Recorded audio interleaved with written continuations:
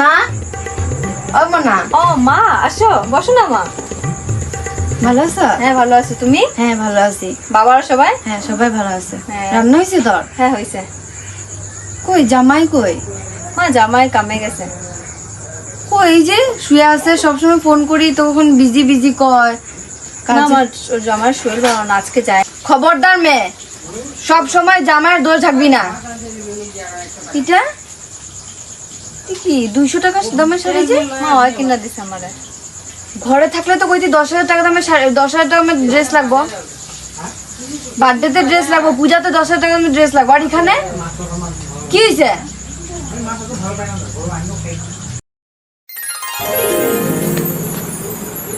Thank you মা।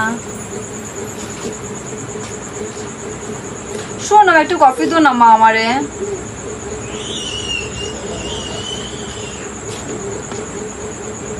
Thank you মা।